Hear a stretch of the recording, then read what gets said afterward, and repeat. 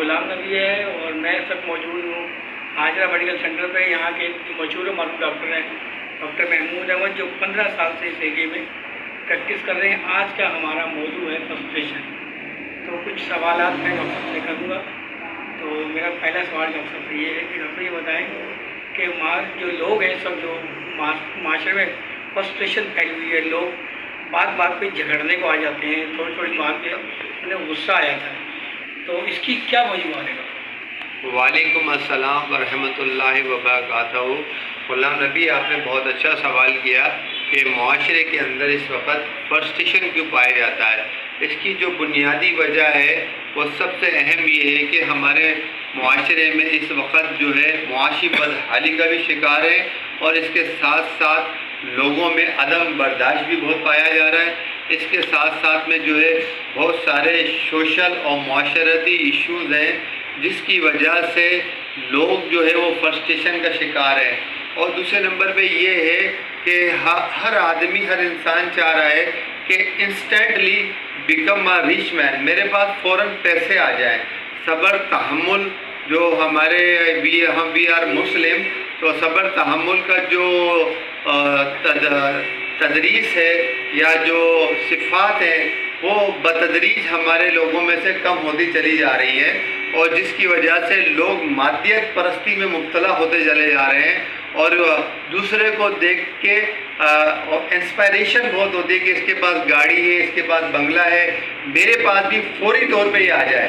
تو اس وجہ سے لوگ فرسٹریشن کا شکار ہیں, اور اس کی وجہ سے ان کی جو پرسنل لائف ہوتی ہے وہ خراب ہو جاتی ہے, نیند کی کمی کا شکار ہو جاتے ہیں, غصہ بہت آتا ہے, اور پھر انہوں نے اپنے جو مادیت پرستی کے جو وسائل ہیں وہ بہت بڑھائے ہوئے ہیں, قناعت پسندی کو اختیار نہیں کیا ہوا ہے.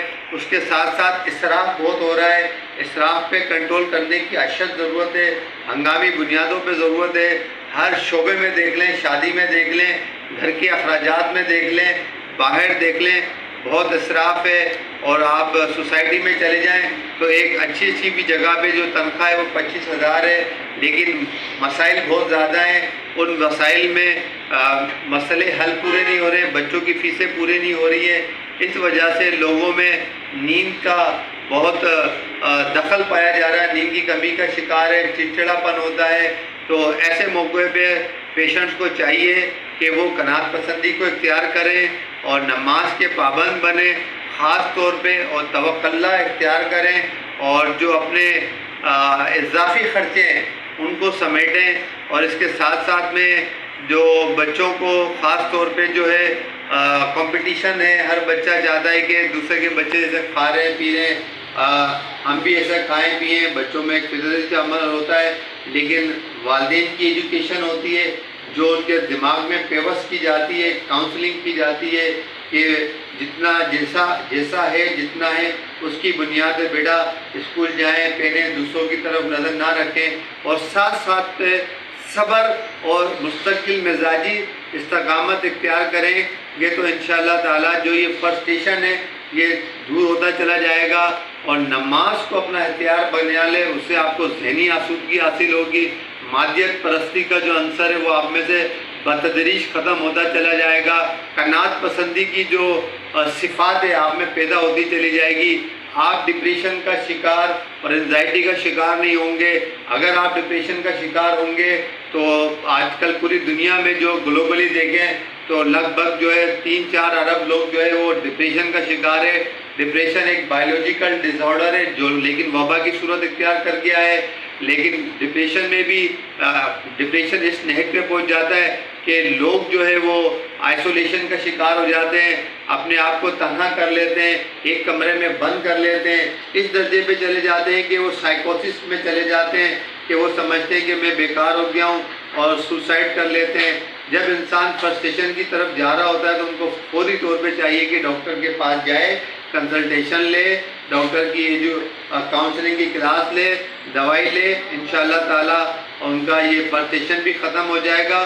اور یہ جو مادیت پرستی کا اور یہ جو بھاگ دوڑ ہے کہ جلدی سے سب کچھ آ جائے, اس میں ان کو اس چیز کی نفی کرنی ہوگی. صبر, تحمل, برداشت کی مشق کرنی ہوگی. انشاءاللہ تعالیٰ یہ جب چیزیں پیدا ہو جائیں گی سوسائٹی کے معاشرے کے لوگوں میں تو انشاءاللہ تعالیٰ سوسائٹی میں نرمی بھی پیدا ہوگی, لوگوں کے رویے بھی اچھے ہوں گے, اور لیکن اس کے ساتھ ساتھ دوائی کی بھی ضرورت ہے.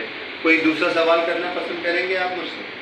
ڈاکٹر صاحب یہ بتائیں کہ ڈپریشن سے کیسے بچا جائے, اس کے لیے کہ کیا عوامل ہے جس سے انسان کو مطلب اتنی زیادہ انزائٹی اور ڈپریشن ہو جاتی ہے, اور اس سے بچاؤ کے کیا طریقہ کار ہے اور دوائیاں کون سی اس کے لیے؟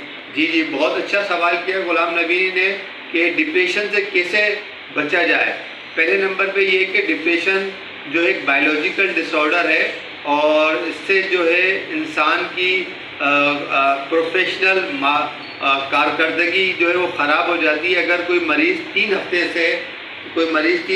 سے اس کا کام نہیں لگ رہا دل کے اندر, اور اس کو نا امیدی سی نظر آ رہی ہے, اپنے آپ کو تنہا محسوس کر رہا ہے, نیند اس کی اچک گئی ہے, بھوک اس کی ختم ہو گئی ہے, اور اس کا کسی بھی کتاب میں کام میں ایک جگہ دل نہیں لگ رہا, تو وہ پیشنٹ ڈپریشن میں مبتلا ہو رہا ہے. ڈپریشن کی جو سب سے بڑی وجوہات سامنے آئی ہے وہ معاشی تنگ دستی ہے, ایک نمبر. دوسرے نمبر پہ یہ ہے کہ کسی بھی پرسن کا کوئی قیمتی چیز کھو جائے یا لوس ہو جائے. کوئی کسی مریض کا کوئی باپ مر گیا, بیٹا مر گیا, بیوی مر گئی, تو اس کی وجہ سے ڈپریشن میں چلا جاتا ہے. اور تیسرے نمبر پہ یہ کہ کوئی ہینڈسم جاب تھی, انسان ہے, اس کوئی انجینئر ہے, ڈاکٹر ہے, ماہانہ 5-10 لاکھ روپے کما رہا تھا, اس کی جاب لاس ہو گئی, اور اس نے یہ سوچا اپنے آپ کو ناکام بنا لے کہ دوبارہ میں ایسی جاب حاصل کر سکوں گا یا نہیں کر سکوں گا. تو اس وجہ سے وہ توکل اللہ کا جو ایلیمنٹ ہے وہ ختم ہو جاتا ہے. اللہ سے جو تعلق بنانا ہے نماز کے ذریعے اور صبر کے ذریعے, وہ اس میں سے صفات ختم ہو جاتی ہے, اور اس کے ذہن میں ایک نیگیٹو تھنکنگ شروع ہو جاتی ہے. وہ اپنے آپ کو بیکار تصور کرنے شروع کر دیتا ہے. لیکن ایسے موقع پر اس کو حوصلہ افزائی کی ضرورت ہوتی ہے. اس کے ساتھ ساتھ میں اور بہت سے عوامل ہیں جس کی وجہ سے جو ہے لوگ ڈپریشن کا شکار ہو جاتے ہیں, لیکن جو سب سے بڑے عوامل ہیں وہ یہی ہے کہ معاشی تنگ دستی, اور دوسرے نمبر پہ یہ ہے کہ سوشل ایشوز, کہ میاں بیوی علیحدگی ہو گئی, کسی کے باپ کا انتقال ہو گیا, بچے کا انتقال ہو گیا, کوئی قیمتی چیز لاس ہو گیا, کاروباری لاس میں لوگ ڈپریشن میں چلے جاتے ہیں. اور یا کسی فرد سے بہت زیادہ توقع لگا لینا, امید لگا لینا, اور اس سامنے والا بندہ اس امید پہ توقع پہ نہیں اتر رہا ہوتا ہے, تو اس کی وجہ سے بھی انسان کو شدید ذہنی دھچکا لگتا ہے, اور اس کے رویے میں تبدیلی آتی ہے, اور اس کی جو طرز زندگی کا جو عمل ہے, اس کا جو بیہیویئر ہے وہ خراب ہوتا چلا جاتا ہے. یہ سب سے بڑے عوامل ہیں. تو اس میں بچاؤ کے لیے یہ ہے کہ روزانہ ایسے مریض کو جو ہے سوشلائز ہونا چاہیے, لوگوں سے میل جول رکھنا چاہیے, اور گھر کے وقت جو سونے کے اوقات ہیں اس وقت گھر میں آنا چاہیے. 30 منٹ کی روزانہ باقاعدگی سے ایکسرسائز کرنے سے یہ ہوتا ہے کہ دماغ سے کچھ کیمیکل ریلیز ہوتے ہیں جو کہ بہت اچھا موڈ پہ اثر پیدا کرتے ہیں, موڈ کو خوشگوار کر دیتے ہیں.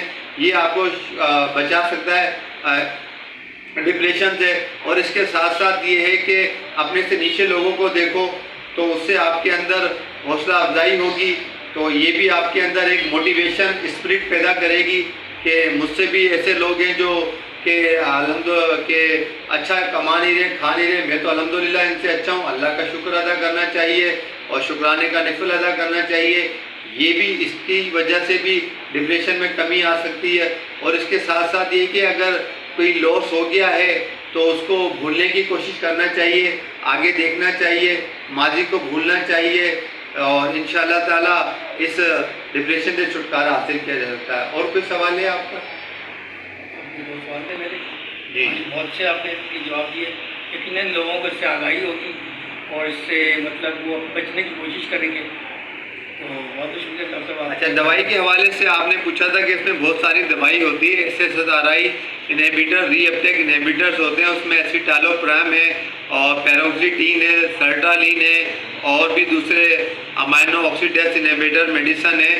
یہ مریض کی کیفیت اور اس کی شدت کہ آیا کہ ڈپریشن مائلڈ ہے, ماڈریٹ ہے, سیویئر ہے, اس بنا پہ ٹریٹمنٹ شروع کی جاتی ہے. اس کے ساتھ اینٹی سائیکوٹک کی بھی دوائیوں کی دینے کی ضرورت پڑ جاتی ہے. اگر شدید قسم کا ڈپریشن ہے, اس کو سوسائڈ کے خیالات آ رہے ہیں, آنکھوں سے کچھ دکھلائی بھی دے رہا ہے حالانکہ وہاں کچھ نہیں ہے, کانوں سے کچھ سنائی بھی دے رہا ہے حالانکہ برابر میں کوئی بھی نہیں بیٹھا, لیکن یہ ساری علامتیں مریض کو محسوس ہو رہی ہوتی ہے. تو ان تمام چیزوں سے اور چیلنجز سے نمٹنے کے لیے دوائی کی بھی ضرورت ہے, موٹیویشن کی بھی ضرورت ہے, سوشلائزیشن کی بھی ضرورت ہے, نماز کو ہتھیار بنانے کی بھی ضرورت ہے, اور فلاح و بہبود کے کام کرنے کی بھی ضرورت ہے, اور روزانہ 30 منٹ واکنگ کی بھی ضرورت ہے. انشاءاللہ تعالی یو ول کل دا ڈپریشن بفور ڈپریشن کل یو. آپ ڈپریشن سے ہمیشہ کے لیے نجات حاصل کر لیں گے. امید کرتا ہوں کہ میری یہ ویڈیو آپ کو پسند آئی ہوگی. اگر پسند آئی ہے تو اس کو لائک بھی کیجیے گا اور اس کو شیئر بھی کیجیے گا, اور تاکہ آنے والی ویڈیو آپ کو ملتی رہے. جب تک کے لیے ڈاکٹر محمود کو دیجیے اجازت. اللہ حافظ.